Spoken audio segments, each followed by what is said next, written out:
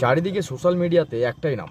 তো বন্ধুরা, না বললেই নয়, চলে এলাম আমি সুরজিৎ একটা নতুন ভিডিও নিয়ে। এই ভিডিও করার ইচ্ছা নেই এই ফেসবুক প্ল্যাটফর্মে, তবুও এলাম। এই কারণে এলাম যে দেখুন, একটা অসহায় মানুষ, মানে কার কখন বিপদ আসে কীভাবে, সে বিষয় নিয়ে আলোচনা আজকে। দেখুন, আজকে এই শফিক একজন অ্যাক্টার, এই সোশ্যাল মিডিয়ায় শুধু নয়, ও একটা ভালো অ্যাক্টার, সত্যি তাই। আমরা দেখেছি, অনেক ভিডিও দেখেছি তার, যেগুলো মনোমুগ্ধময় হয়েছে আমাদের। কি হয়েছে না? বুকে হাত দিয়ে বলুন।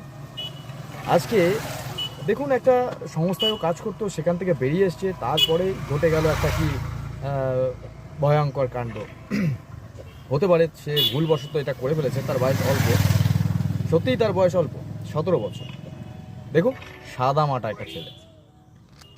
তো প্রশাসন কাজটা সত্যিটা যাচাই করুন, করে তাকে একটুখানি ফিরিয়ে আনার চেষ্টা করুন, যাতে কিনা সে তার কেরিয়ারটার ওপর কোনো প্রভাব না করে, তার কেরিয়ারটা যেন সুন্দরভাবে তৈরি হয়ে যায়। আবারও একটু নজর রাখবেন।